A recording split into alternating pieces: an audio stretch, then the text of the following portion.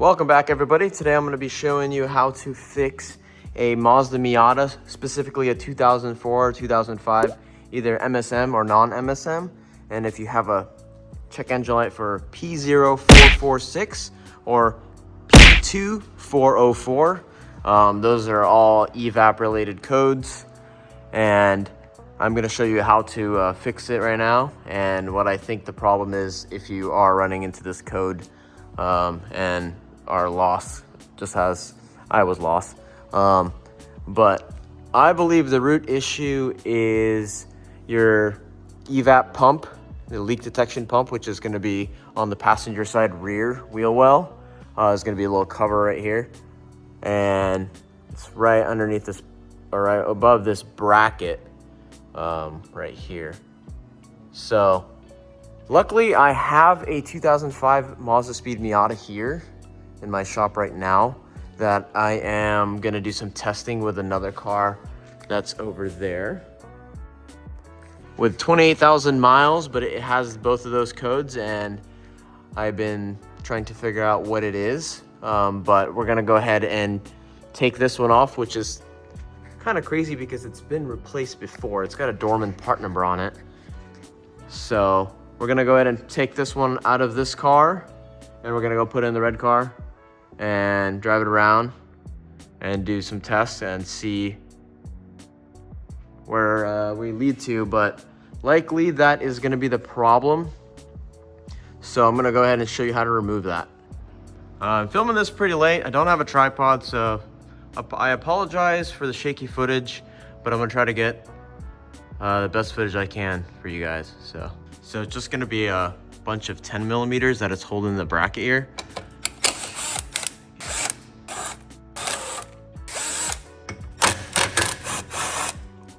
This whole thing should kind of fall off. So looks like they already replaced this before. So we're gonna, this is your vacuum pump right here. Or your vacuum pump, your evap pump.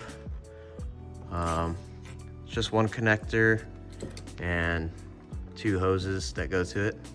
Is 1, 2, and there's a connector here in the back. So let's go ahead to the red car and take it all apart. First thing what we're gonna do is we're gonna go ahead and jack up the car, put it on jack stands, get this wheel off.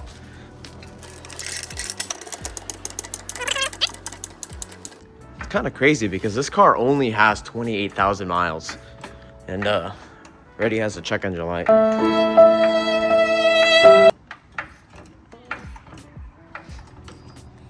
Get the wheels off.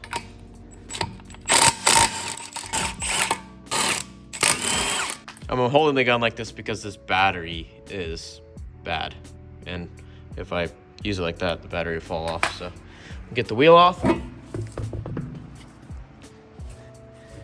and let me go get a light so you guys can see, but we're gonna take this cover off here. All right, so up next we're gonna grab some Phillips screwdrivers and some pry tools to get this trim piece off here. We didn't have that on the Mazda Speed, so these are really easy to strip too, so you got to be really careful.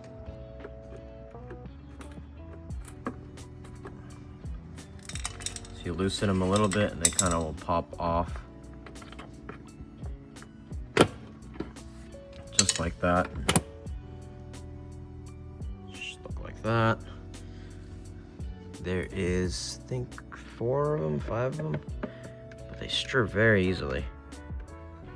Sometimes you have to hold this down while it twists, but sometimes you get lucky, sometimes you don't. See, just like that. Missed it. But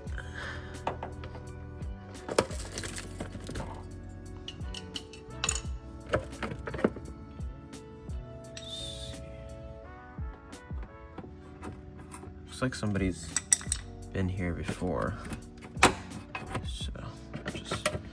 If you do end up stripping them, you can just get new ones of these clips and pry them off.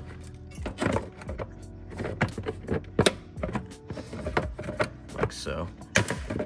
Yeah, see, they'll just break, but if you have a local Harbor Freight, can easily get that off. So this is how it's gonna look if you don't have a lift. Currently on jack stands here. So just like I showed you, we removed the 10 mils on the bracket down there.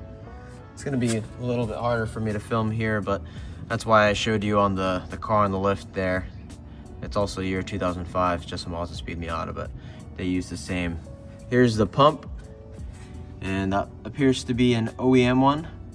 So we're gonna go ahead and use that dormant part number and go ahead and swap it in and go for a drive for a couple days or so to see if the light goes back.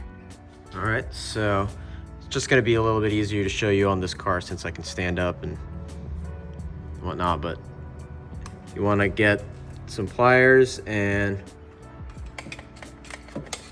it's kind of hard with one hand, but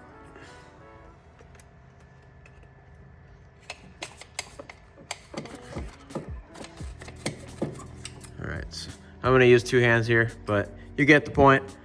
One hose here, one on the side, and then one connector that's on the back there. Let's get those off and transfer this one to the other car. So we're gonna now just pull it off, just like that, and then pull the other one off. If we can get it off with one hand here. All right, so we got it off of our quote-unquote parts car, but for you, you should just buy an OEM one or go down to the auto parts store and also buy a dormant one, because this car doesn't have a check engine light for it. So we're just gonna do this for testing purposes, but this is what I have right now, and none of the auto parts stores are open.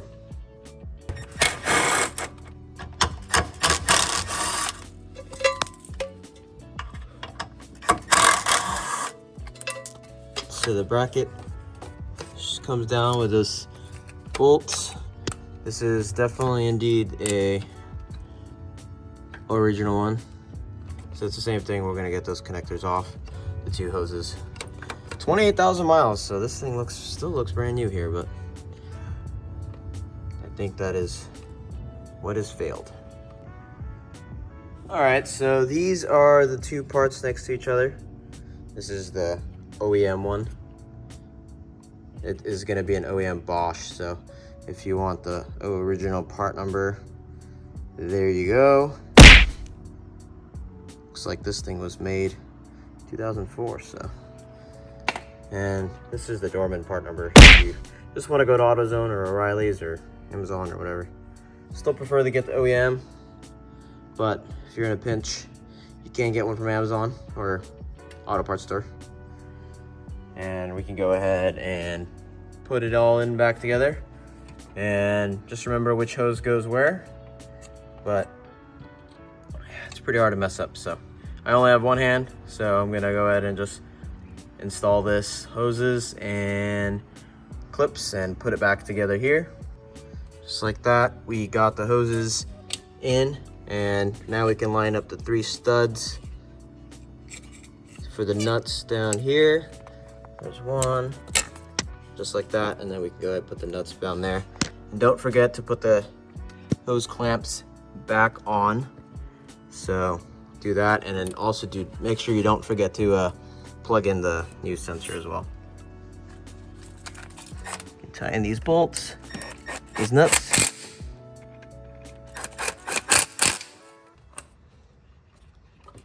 Get these guys to go back down.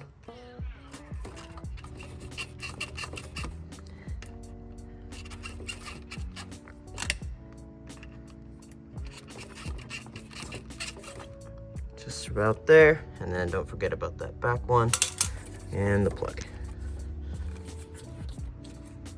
And once you do that, go ahead and you can put the bracket back into place on the brackets and down below. So you want to line those up and go ahead and put those bolts in.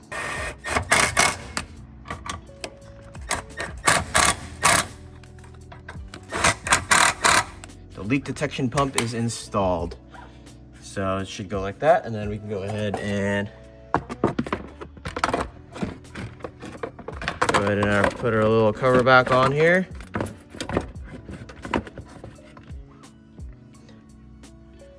And then there you go. That is how you replace it. So now we will go drive it for a couple days and make sure the light doesn't come back.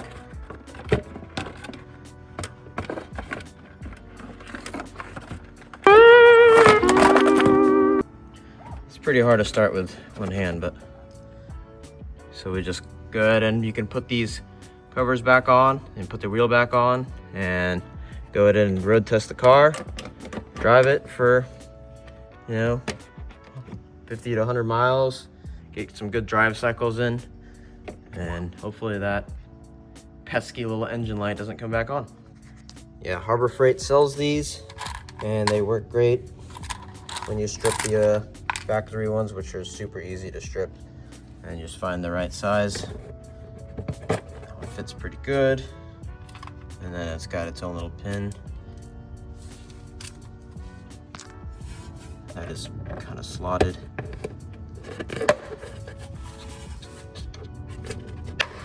Just like that. If you found this video informative, please like, comment, subscribe, and hopefully your pesky light goes away. But thanks for watching. You guys have a good day.